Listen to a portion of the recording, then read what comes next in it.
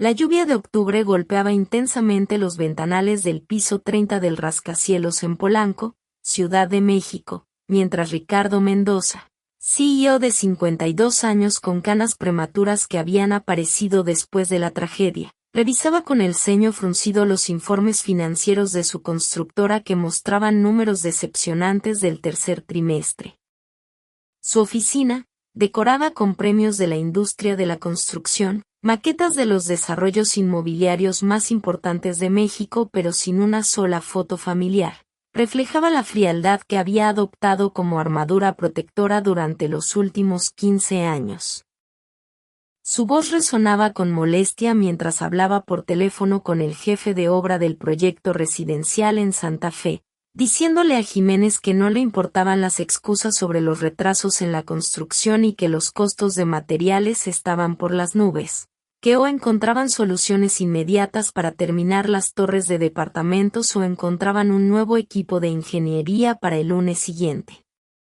Esta dureza empresarial había sido su forma de canalizar el dolor que nunca había logrado procesar completamente, convirtiendo cada reunión sobre proyectos de construcción en una batalla y cada decisión arquitectónica en una forma de mantener el control que había perdido aquella noche terrible.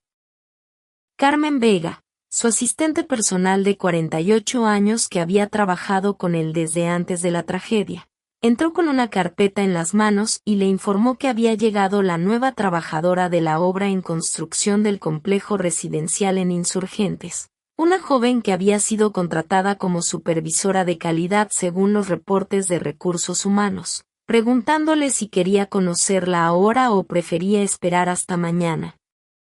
Ricardo, sin levantar la vista de los planos arquitectónicos y ajustándose los lentes de lectura que había comenzado a usar después de tantas noches sin dormir, le dijo que la hiciera esperar porque estaba ocupado revisando los contratos con los proveedores de cemento y acero.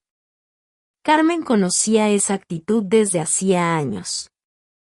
Había visto cómo Ricardo se había transformado de un empresario visionario y padre amoroso en un hombre que se refugiaba en el trabajo para evitar cualquier conexión emocional que pudiera recordarle lo que había perdido. Suspiró suavemente antes de salir, sabiendo que insistir sería inútil, pero preocupándose por la forma en que él seguía castigándose después de tanto tiempo. 30 minutos después, mientras revisaba por tercera vez los mismos planos de construcción sin lograr concentrarse realmente, Ricardo se sintió culpable por hacer esperar tanto a la nueva empleada. Era algo que su esposa María siempre le había recriminado, su tendencia a perderse en los proyectos arquitectónicos cuando las emociones se volvían demasiado intensas. Guardó los planos con un suspiro de resignación y se dirigió a la sala de juntas, ajustándose la corbata azul marino que usaba casi como uniforme, llevando consigo su casco de construcción naranja que siempre tenía a mano para las visitas a las obras. Cuando entró a la sala de juntas, una mujer joven de aproximadamente 23 años esperaba de espaldas, contemplando la inmensa Ciudad de México a través del ventanal panorámico que ofrecía una vista espectacular del Zócalo y la Catedral Metropolitana a lo lejos. Su postura era elegante pero había algo en la forma en que mantenía los hombros que le resultó extrañamente familiar, como un eco de un recuerdo que no lograba ubicar completamente. Con su típica impaciencia empresarial, se disculpó por la demora, explicando que había tenido una llamada urgente con los contratistas del proyecto de vivienda social en Iztapalapa. Se presentó como Ricardo Mendoza, CEO y fundador de Constructora Mendoza, una de las empresas de construcción más importantes de México, y le preguntó directamente quién la había contratado exactamente y cuáles eran sus credenciales específicas para el puesto de supervisora de calidad en construcción que habían estado tratando de llenar durante meses. Cuando la mujer se volteó lentamente, como si hubiera estado preparándose mentalmente para este momento durante mucho tiempo, el mundo de Ricardo se detuvo por completo.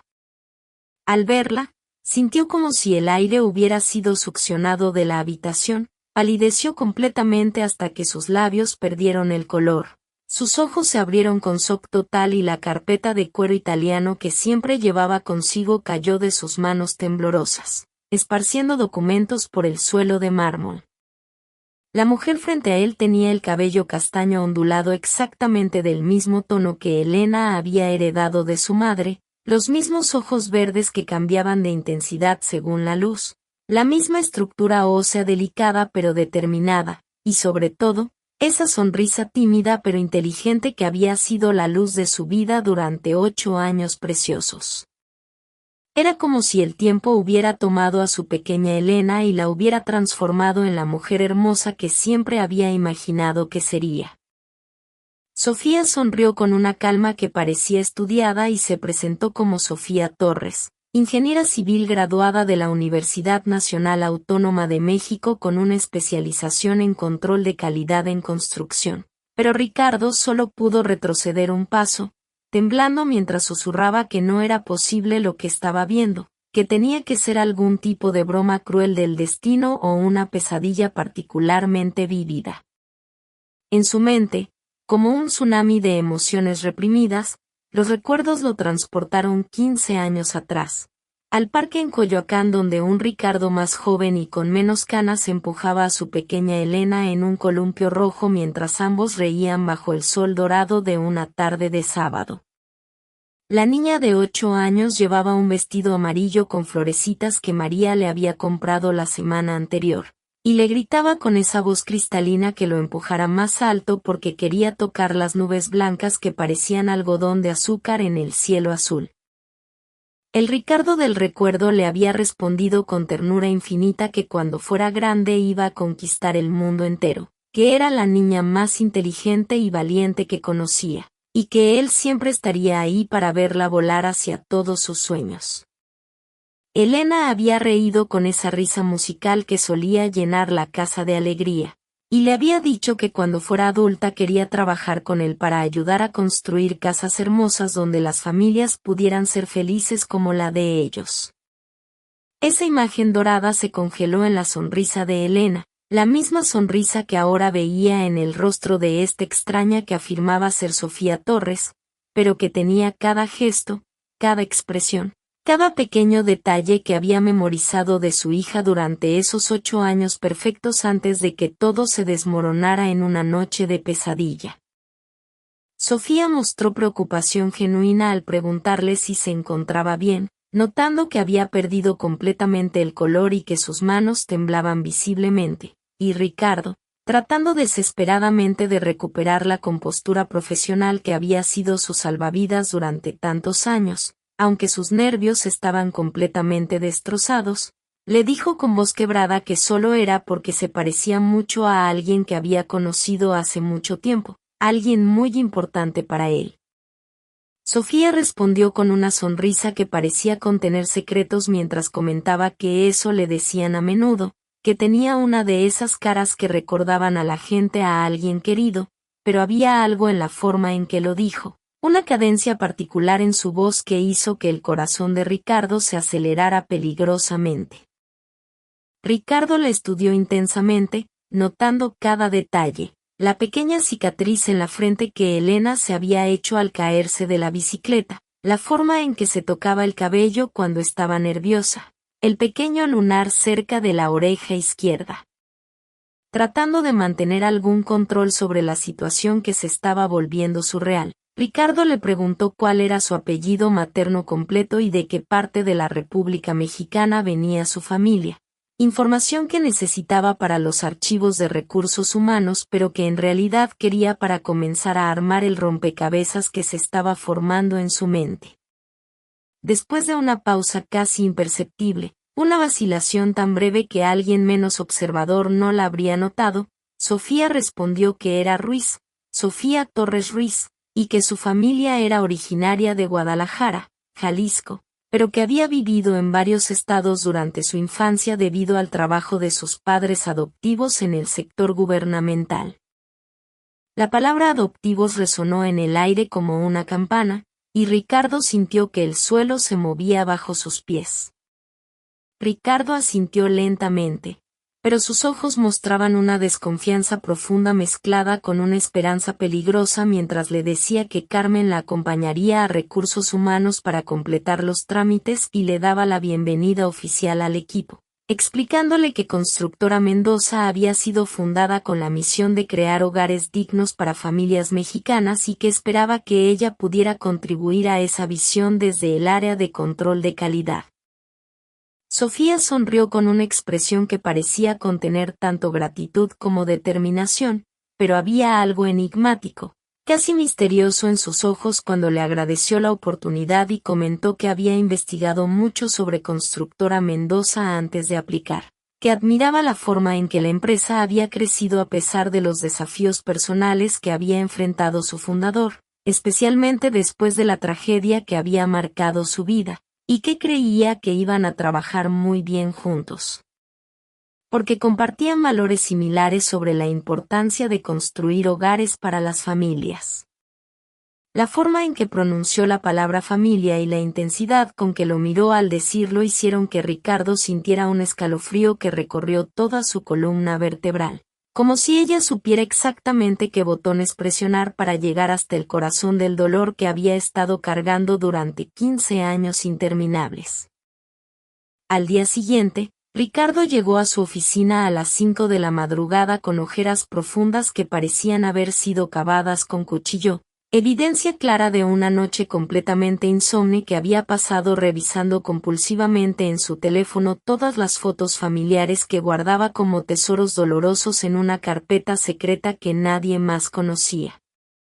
Había ampliado cada imagen de Elena, comparando cada detalle con la cara de Sofía, buscando diferencias que le dieran paz mental, pero encontrando solo similitudes que lo aterrorizaban y lo llenaban de esperanza al mismo tiempo.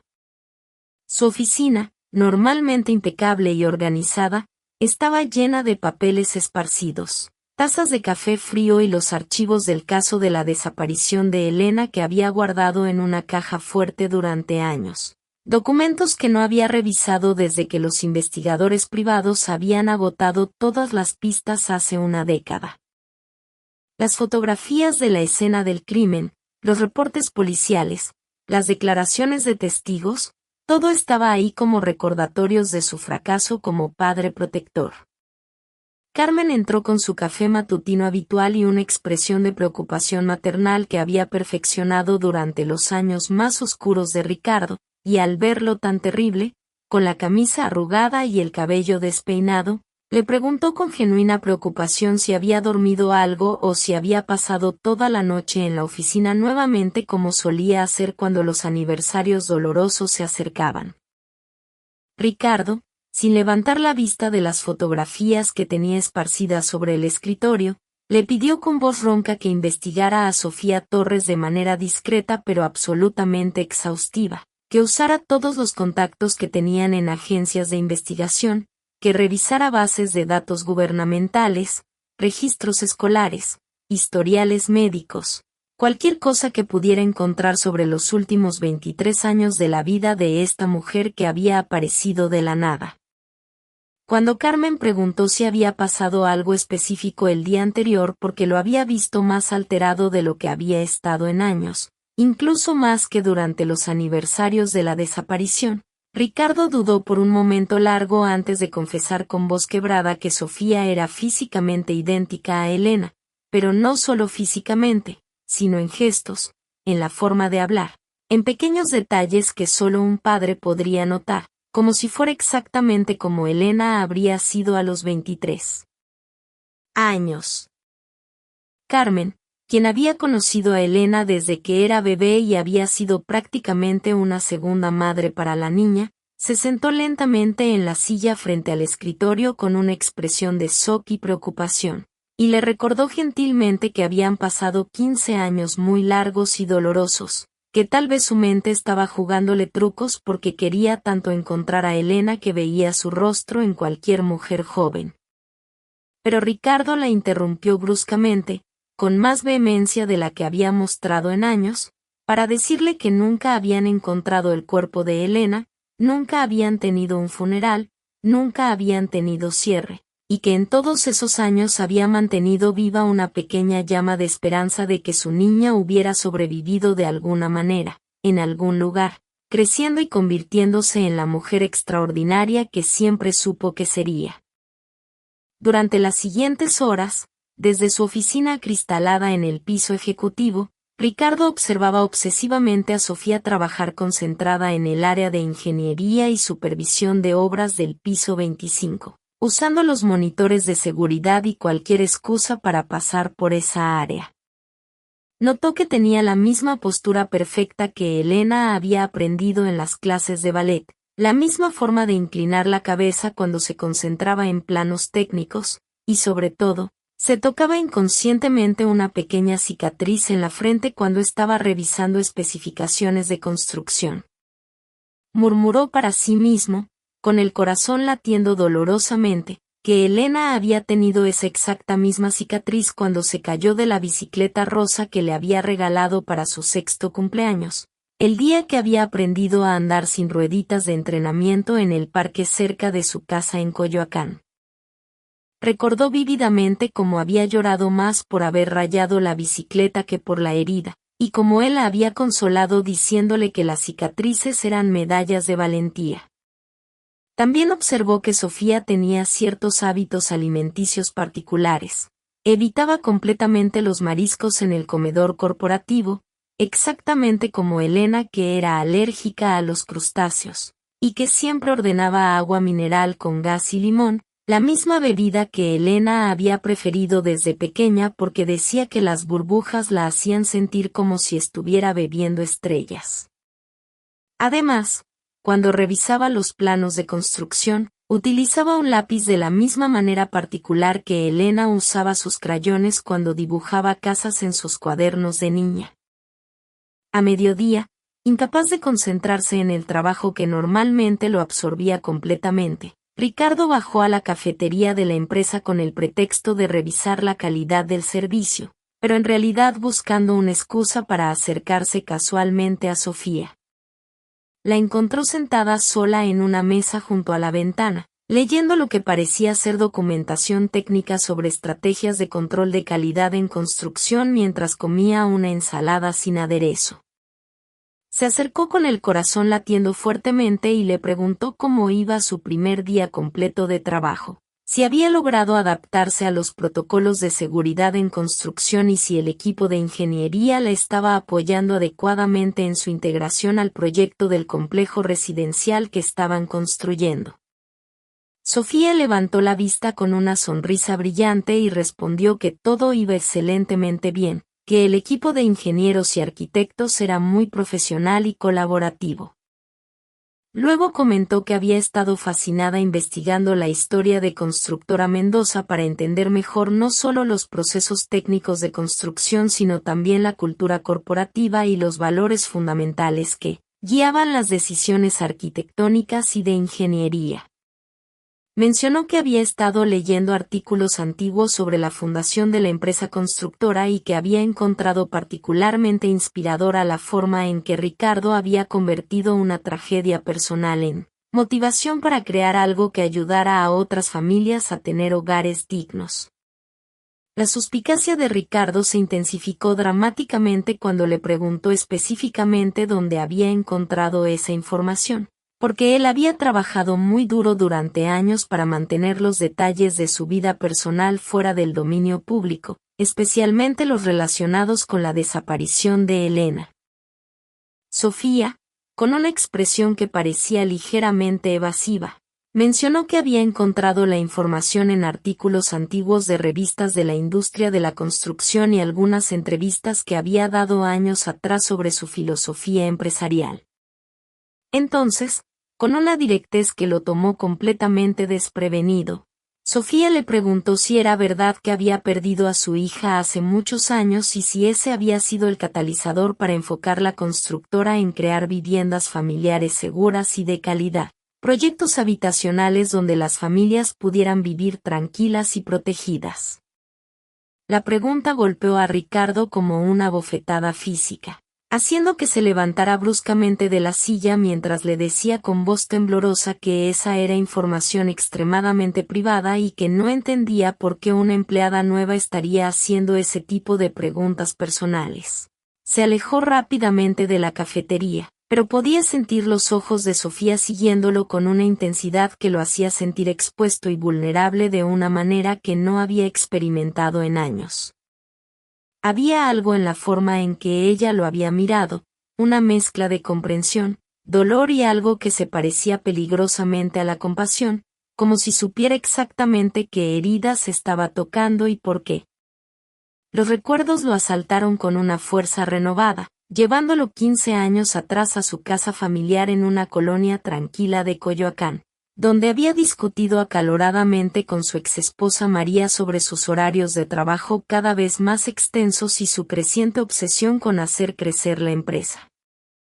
María le gritaba que siempre estaba trabajando, que llegaba después de que Elena se durmiera y se iba antes de que despertara, que Elena preguntaba constantemente por qué papá nunca estaba en casa para los desayunos familiares o las tareas escolares.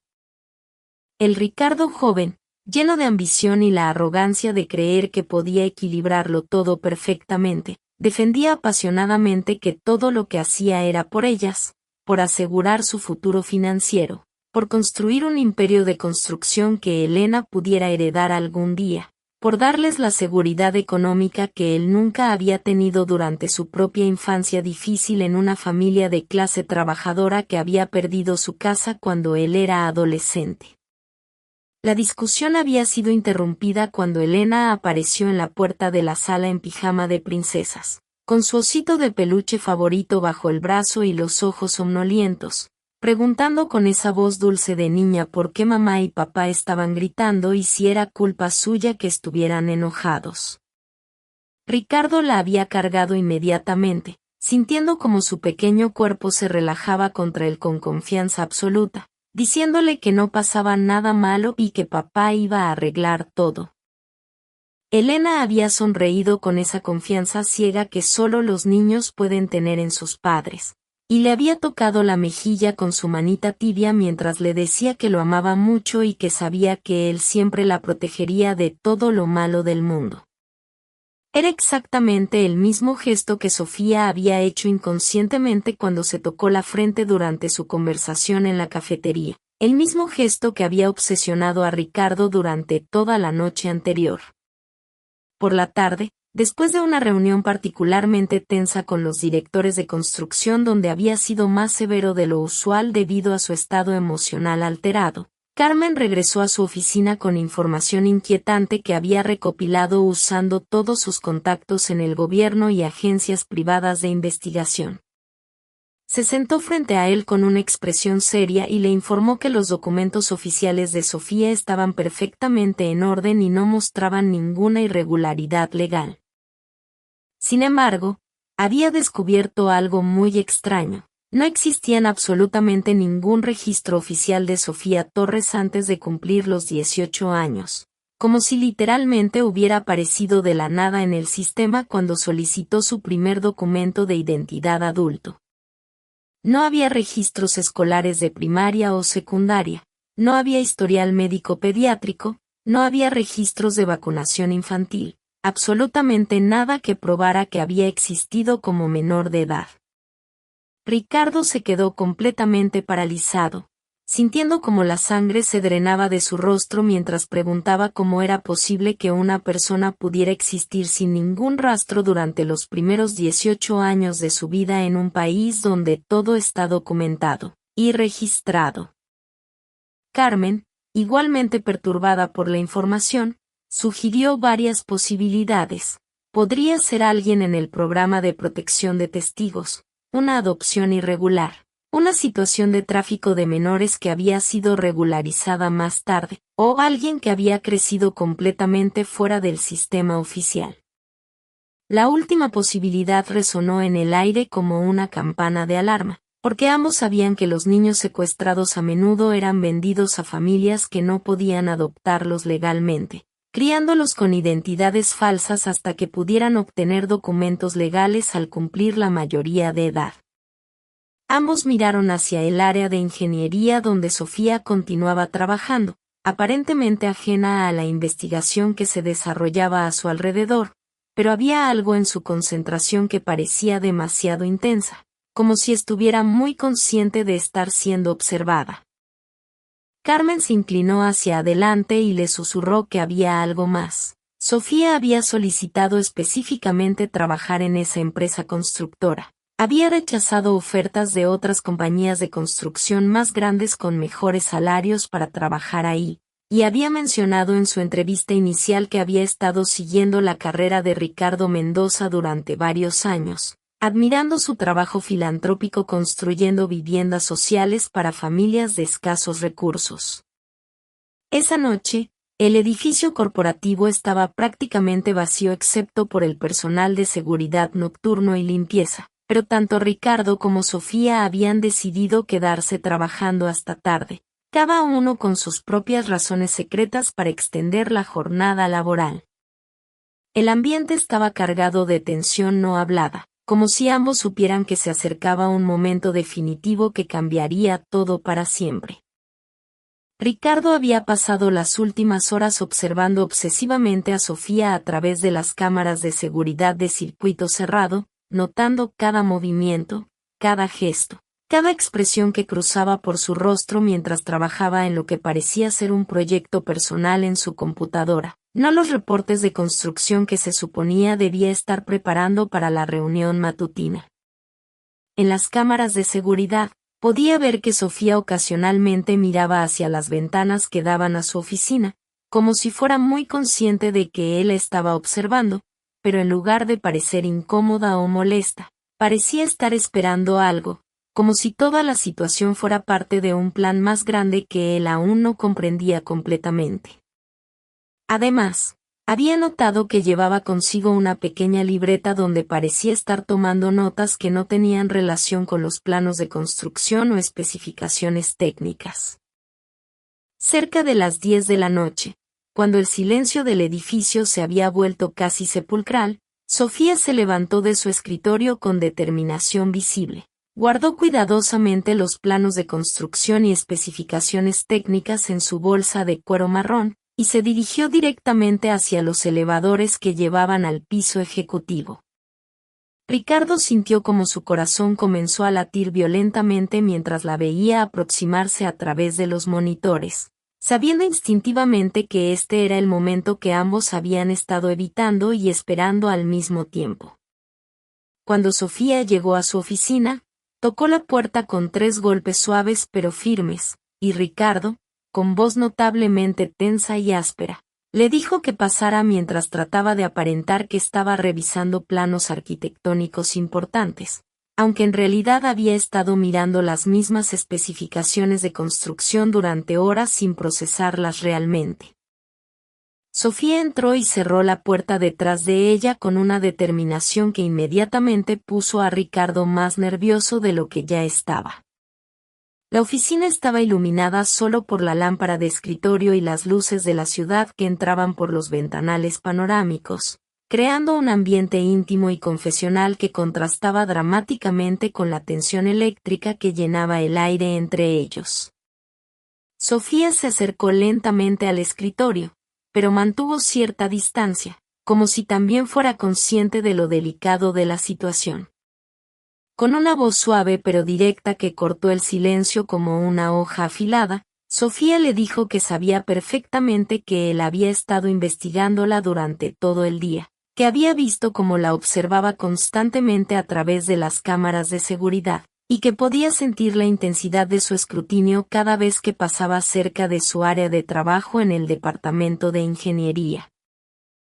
Cuando Ricardo, genuinamente sorprendido por su directez, negó saber de qué estaba hablando, Sofía sonrió con una expresión que mezclaba tristeza con determinación. Se acercó un poco más y comentó que Carmen había sido muy discreta en sus investigaciones, pero que no había sido lo suficientemente cuidadosa, que Sofía había notado las llamadas a agencias de investigación, las consultas a bases de datos gubernamentales, y la forma en que ambos la habían estado observando como si fuera un rompecabezas que necesitaban resolver urgentemente. La tensión en la habitación se intensificó cuando Ricardo se levantó abruptamente, derribando algunos planos arquitectónicos en el proceso, y con nerviosismo evidente le preguntó directamente qué quería de él, por qué había aparecido en su constructora, qué tipo de juego cruel estaba jugando con él, porque no podía ser una coincidencia que alguien físicamente idéntica a su hija perdida hubiera llegado a trabajar específicamente en su empresa de construcción. Sofía retrocedió ligeramente, pero mantuvo contacto visual intenso mientras le respondía con voz temblorosa que ella también quería respuestas, que había llegado ahí buscando verdades que había estado persiguiendo durante años, que él no era la única persona en esa habitación que había estado viviendo con preguntas sin respuestas y dolor sin resolver.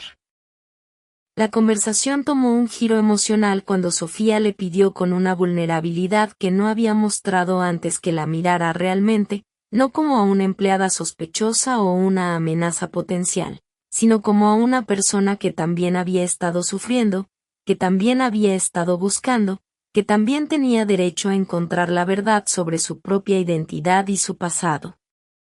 Pero Ricardo, completamente abrumado por las emociones que había estado reprimiendo durante 15 años y terrificado por las implicaciones de lo que Sofía parecía estar sugiriendo, explotó emocionalmente, gritando desesperadamente que quien la había contratado realmente, que quería de él, si era parte de algún esquema para extorsionarlo o lastimarlo usando el recuerdo de su hija, porque no podía soportar que alguien jugara con el dolor más profundo de su vida, el mismo dolor que lo había llevado a construir miles de hogares para otras familias. Su grito resonó en la oficina silenciosa, y Sofía retrocedió visiblemente afectada, con lágrimas comenzando a formar en sus ojos mientras le respondía con voz quebrada que ella no estaba ahí para lastimarlo, que entendía su dolor mejor de lo que él podía imaginar, que ella también había sido víctima de las mismas circunstancias que lo habían destrozado a él. En ese momento de crisis emocional, los recuerdos más dolorosos y vívidos asaltaron a Ricardo con una fuerza tsunami, transportándolo 15 años atrás a una calle oscura en Coyoacán, en una noche que había cambiado el curso de su vida para siempre. Era una noche de viernes. Habían ido al cine a ver una película de Disney que Elena había estado rogando ver durante semanas, y habían salido del centro comercial Plaza Coyoacán cerca de las 9 de la noche. El Ricardo joven, de 37 años y lleno de la confianza arrogante de alguien que creía que podía proteger a su familia de cualquier mal, caminaba con Elena de la mano por una calle que habían transitado cientos de veces sin ningún problema. Elena llevaba puesto su vestido favorito, el amarillo con florecitas, y había insistido en usar sus zapatos de charol negro que la hacían sentir como una princesa. Durante la caminata, Elena le había preguntado con esa curiosidad infantil infinita si él siempre la iba a proteger de todos los monstruos y todas las cosas malas del mundo, y Ricardo, con la seguridad absoluta de un padre que adoraba a su hija, le había prometido solemnemente que siempre, que ella era su princesa y que él era su caballero protector para toda la vida, que nunca permitiría que nada malo le pasara. Elena había sonreído con esa confianza ciega y hermosa que solo los niños pueden tener en sus padres, apretando su manita contra la de él mientras le decía que sabía que él era el papá más fuerte y valiente del mundo entero, y que por eso nunca tenía miedo de nada cuando estaba con él. Pero entonces, saliendo de las sombras como pesadillas hechas realidad, aparecieron 3 hombres armados con pistolas y cuchillos. Hombres que después sabría que estaban conectados con una red de tráfico de menores que operaba en la ciudad. El líder, un hombre alto con una cicatriz en la mejilla, gritó que querían a la niña, que no se resistiera ni nadie saldría lastimado. Ricardo había tratado desesperadamente de proteger a Elena, poniéndose delante de ella y gritando que podían tomar su dinero, su reloj, su auto, cualquier cosa material que quisieran, pero que no tocaran a su hija. Había forcejado con los secuestradores, luchando con una fuerza desesperada alimentada por el amor paternal y el terror absoluto. Pero durante la lucha, Había recibido un golpe brutal en la cabeza con la culata de una pistola que lo había dejado aturdido y sangrando, cayendo al suelo mientras veía con horror cómo los hombres agarraban a Elena, quien gritaba con terror absoluto, llamándolo, suplicándole que la ayudara, extendiendo sus bracitos hacia él mientras se la llevaban. Las últimas palabras que había escuchado de su hija habían sido gritos desesperados de papá, papá, ayúdame, no dejes que me lleven, mientras él, impotente y sangrando en el pavimento frío, había gritado su nombre hasta que su voz se había vuelto ronca, prometiéndole que la encontraría, que nunca dejaría de buscarla, pero sabiendo en lo más profundo de su corazón que había fallado en la única promesa que realmente importaba. De vuelta en la oficina del presente, Ricardo estaba llorando abiertamente, lágrimas que había reprimido durante años cayendo libremente mientras confesaba con voz quebrada que nunca había logrado encontrar a Elena, que había buscado incansablemente durante años con la Policía Federal, la Policía Local, investigadores privados internacionales, psíquicos, cualquiera que le ofreciera la más mínima esperanza, pero que nunca habían encontrado ni una sola pista real. Le contó a Sofía cómo había gastado toda su fortuna inicial en investigaciones, cómo había puesto carteles con la foto de Elena en cada esquina de México, cómo había aparecido en programas de televisión nacionales suplicando información, cómo había ofrecido recompensas millonarias que nunca nadie había reclamado, cómo había perseguido cada pista falsa con la desesperación de un hombre que había perdido la razón. Sofía se acercó lentamente, con lágrimas propias corriendo por sus mejillas, y le dijo suavemente que lo sabía, que había visto los programas de televisión, que había leído sobre las recompensas, que había seguido su búsqueda desesperada durante años desde la distancia, sintiéndose conectada con su dolor de una manera que no podía explicar completamente.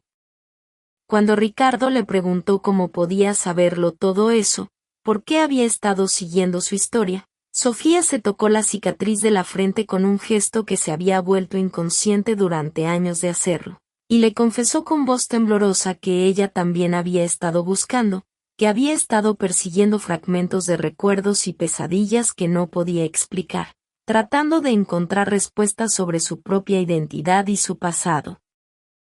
La conversación se volvió más intensa y emocional cuando Ricardo le preguntó específicamente qué estaba buscando, y después de una pausa dramática que pareció durar una eternidad, Sofía respondió con voz casi inaudible que estaba buscando a su familia, a su verdadera familia, a las personas que la habían amado antes de que todo cambiara cuando tenía 8 años.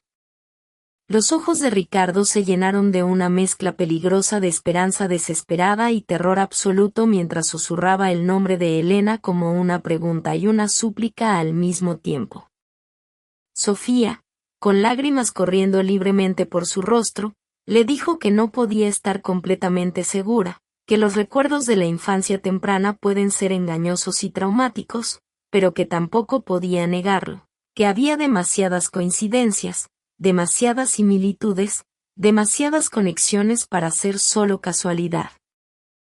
En un momento de reconocimiento profundamente emotivo que cambiaría sus vidas para siempre, Ricardo se acercó lentamente con manos temblorosas y le dijo con voz quebrada que cuando Elena tenía 6 años se había caído de su bicicleta rosa justo enfrente de su casa, que se había golpeado la frente contra el pavimento y que él la había llevado corriendo al Hospital Infantil de México donde le habían cosido exactamente 6 puntos con hilo azul porque Elena había insistido en que fuera azul como el cielo. Mientras hablaba, tocó suavemente la pequeña cicatriz en la frente de Sofía, y ella cerró los ojos al contacto como si ese simple toque hubiera despertado recuerdos enterrados muy profundamente. Con voz temblorosa, Sofía confesó que tenía pesadillas recurrentes desde la infancia, sueños donde una voz desesperada gritaba su nombre en la oscuridad, donde brazos fuertes la protegían del mundo, donde se sentía completamente segura y amada de una manera que nunca había vuelto a experimentar. Ricardo, completamente quebrado emocionalmente, murmuró el nombre de Elena como una oración y una confesión de amor al mismo tiempo, y ambos se abrazaron llorando, sintiendo por primera vez en 15 años que tal vez, solo tal vez, el universo había decidido devolver algo que había sido cruelmente arrebatado. Durante las horas que siguieron, permanecieron abrazados en la oficina mientras la ciudad dormía abajo y las estrellas los observaban desde arriba a través de los ventanales panorámicos. Ninguno de los dos quería romper el momento, temerosos de que fuera solo un sueño cruel que se desvanecería con la luz del día. Pero eventualmente Ricardo se separó lo suficiente para mirarla a los ojos y preguntarle cómo había sobrevivido todos esos años. Sofía, quien ahora comenzaba a aceptar la posibilidad de que realmente fuera Elena, le contó con voz suave pero firme que después del secuestro la habían llevado a una casa segura en las afueras de la Ciudad de México durante varios días, donde había estado aterrorizada y confundida, llorando constantemente por su papá y pidiendo regresar a casa. Los secuestradores habían esperado que Ricardo pagara un rescate, pero cuando se dieron cuenta de que había involucrado a la policía, habían decidido deshacerse de ella de manera permanente. Le explicó que en lugar de matarla, lo cual había sido la primera opción según había escuchado en las conversaciones de los criminales, habían decidido venderla a una pareja en Guadalajara, Jalisco, gente que llevaba años tratando de adoptar pero que no había podido hacerlo legalmente debido a problemas burocráticos y financieros, pero que desesperadamente querían una hija. Los nuevos padres, aunque habían participado en algo ilegal, realmente la habían amado y cuidado bien, le habían dado educación, atención médica, y una vida relativamente normal, pero siempre con la instrucción estricta de nunca mencionar nada sobre su vida anterior, de nunca hacer preguntas sobre sus primeros años, de aceptar la historia oficial de que había sido adoptada legalmente cuando era muy pequeña. Sofía continuó explicando que aunque había sido tratada con amor, siempre había sentido un vacío inexplicable, una sensación constante de que algo fundamental faltaba en su vida, como si fuera una pieza de rompecabezas que no encajaba completamente en el lugar donde la habían colocado. Había crecido con pesadillas recurrentes, con la sensación persistente de que tenía otra familia en algún lugar que la estaba buscando. Cuando Ricardo le preguntó por qué había decidido buscarlo ahora y específicamente por qué había conseguido trabajo en su empresa, Elena le contó que cuando cumplió 21 años y obtuvo acceso legal completo a documentos e Internet sin supervisión de sus padres adoptivos, había comenzado a investigar casos de niños desaparecidos, buscando instintivamente su propia historia sin saber exactamente qué estaba buscando. Había encontrado el caso de Elena Mendoza después de meses de búsqueda, y cuando vio las fotos de la niña desaparecida, había experimentado un shock de reconocimiento que la había dejado sin poder respirar durante varios minutos. No solo se parecía físicamente a las fotos, sino que recordaba vívidamente el vestido amarillo con florecitas que Elena había usado la noche de la desaparición, un detalle que nunca había sido publicado en los medios. Le tomó 2 años completos reunir el valor emocional y financiero para mudarse de Guadalajara a Ciudad de México, cambiar su apellido legalmente para poder trabajar bajo una nueva identidad, conseguir las credenciales académicas necesarias, y finalmente aplicar para trabajar específicamente en la empresa de Ricardo, no estando completamente segura de qué esperaba lograr, pero sintiendo una compulsión irresistible de estar cerca del hombre que creía podría ser su padre. Ricardo, tomándola de las manos con ternura infinita, expresó sus dudas y temores sobre si realmente podían estar seguros, si no era solo el deseo desesperado de 2 personas destrozadas de encontrar sanación en una coincidencia extraordinaria. Elena le respondió con sabiduría que parecía más allá de sus 23 años que entonces al menos intentarían sanar 2 corazones rotos, que independientemente de los resultados de cualquier prueba, habían encontrado una conexión real y significativa que merecía ser explorada. Una semana después, en un laboratorio médico privado en la zona rosa de Ciudad de México, Ambos esperaban nerviosamente en una sala de espera estéril mientras se procesaban los resultados del examen de ADN más importante de sus vidas. Ricardo había insistido en usar el laboratorio más prestigioso y confiable del país, con múltiples confirmaciones y verificaciones para estar absolutamente seguros de los resultados. Durante la espera, habían conversado por horas, llenando los vacíos de 15 años separados, compartiendo recuerdos dolorosos y esperanzas tentativas. Elena había traído un álbum de fotos de su infancia en Guadalajara, y Ricardo había notado con asombro que en cada etapa de crecimiento, ella se parecía exactamente a como había imaginado que Elena crecería, como si hubiera podido ver el futuro en sus sueños. El Dr. Herrera, un genetista respetado con décadas de experiencia, finalmente entró a la sala con una expresión seria que no revelaba nada sobre los resultados. Les explicó que había procesado las muestras múltiples veces para estar completamente seguro, que había comparado no solo el ADN básico sino también marcadores específicos que confirmaban relaciones parentales con certeza absoluta. Después de una pausa dramática que pareció durar una eternidad, el doctor sonrió ampliamente mientras anunciaba que los resultados eran absolutamente conclusivos. Había un 99.97% de coincidencia, lo cual significaba certeza científica completa de que Sofía Torres era efectivamente Elena Mendoza, la hija que Ricardo había perdido 15 años atrás. Ambos lloraron de alegría y alivio, abrazándose con una intensidad que parecía intentar recuperar todos los abrazos perdidos durante década y media, sintiendo que el mundo finalmente tenía sentido nuevamente, que el universo había decidido reparar algo que había estado roto durante demasiado tiempo. Un domingo soleado de noviembre, exactamente 2 meses después de su reencuentro inicial, Ricardo y Elena caminaban lentamente por el mismo parque en Coyoacán donde todo había comenzado 15 años atrás, donde una niña pequeña había confiado completamente en la protección de su padre, donde esa confianza había sido cruelmente destrozada, pero donde ahora comenzaban a reconstruir algo nuevo y hermoso. Elena, ahora completamente cómoda usando su nombre original nuevamente, le comentó que lo más extraño y hermoso de toda la situación era que durante todos esos años en Guadalajara, especialmente en los momentos más difíciles de su adolescencia, nunca había dejado de sentir en lo más profundo de su corazón que tenía un papá en algún lado que no había dejado de amarla y que le estaba buscando incansablemente. Ricardo, con los ojos brillando de emoción y orgullo, le confesó que había tenido razón, que no había pasado ni un solo día durante esos 15 años sin que él pensara en ella, sin que rezara por su seguridad, sin que mantuviera viva la esperanza de que algún día la encontraría o ella lo encontraría a él, aunque había habido momentos oscuros cuando esa esperanza había sido casi imposible de mantener.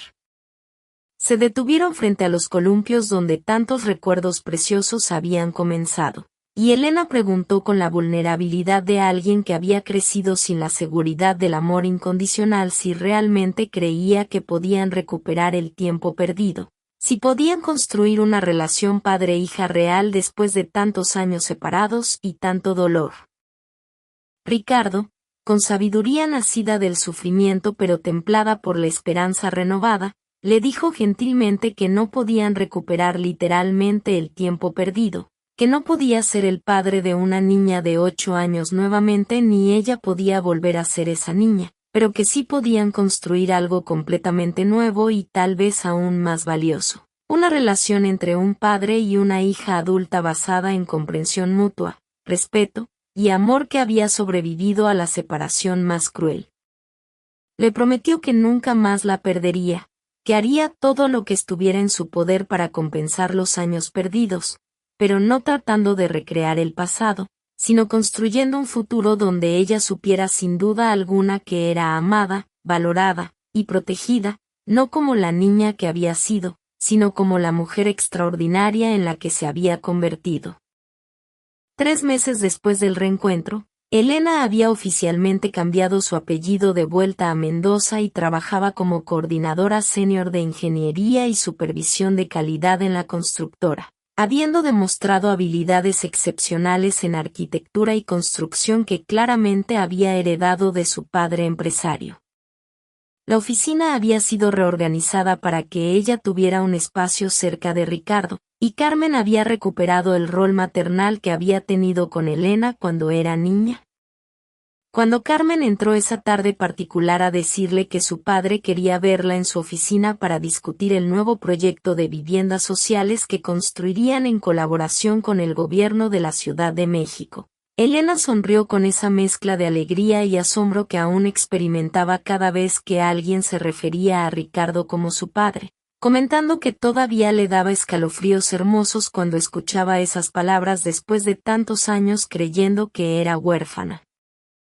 En la oficina ejecutiva, Ricardo le preguntó si estaba lista para la presentación crucial con los inversionistas del gobierno que determinaría la construcción del complejo habitacional más grande en la historia de México, un proyecto que representaría el logro más grande en la historia de Constructora Mendoza que habían planeado juntos. Elena, completamente preparada y segura, le respondió que estaba más que lista, pero que tenía algo importante que confesarle antes de la reunión. Con una sonrisa radiante que iluminó toda la oficina, Elena le dijo que había estado reflexionando sobre algo que él le había dicho cuando era pequeña, sobre conquistar el mundo, y que había llegado a una conclusión importante. Al final se había conquistado el mundo, exactamente como él había predicho, solo que había tardado un poco más de lo esperado porque había tenido que perderse para poder encontrar el camino de vuelta a casa y descubrir que su verdadera pasión era construir hogares para familias, igual que él. Se abrazaron con el amor incondicional que había sobrevivido a 15 años de separación, secuestro, dolor, búsqueda incansable, y finalmente reencuentro milagroso. Mientras la cámara conceptual capturaba a padre e hija desde el ventanal panorámico de la oficina, con toda la Ciudad de México extendiéndose ante ellos, incluyendo los edificios y desarrollos habitacionales que Constructora Mendoza había construido, como símbolo de las infinitas posibilidades que tenían por delante ahora que finalmente estaban completos nuevamente. La escena final los mostraba trabajando juntos en el proyecto de viviendas sociales, con Elena presentando planos arquitectónicos brillantes y Ricardo escuchando con orgullo paternal, mientras las voces superpuestas de ambos reflexionaban sobre el viaje extraordinario que los había llevado desde la tragedia más profunda hasta la sanación más completa, rodeados por las maquetas de todos los hogares que habían construido para otras familias durante esos años de separación. Ricardo reflexionó que a veces la vida nos quita lo que más amamos no para castigarnos, sino para enseñarnos cuánto podemos amar, cuánto podemos resistir, y cuánto podemos valorar cuando finalmente recuperamos lo que creíamos perdido para siempre. Había perdido a su niña de 8 años, pero había ganado a una hija extraordinaria de 23 años que era todo lo que había soñado que sería y más. Incluso compartía su pasión por la construcción y arquitectura. Elena agregó que su viaje había sido doloroso y confuso, pero que ahora entendía que había sido necesario para que ambos apreciaran completamente el milagro de encontrarse nuevamente.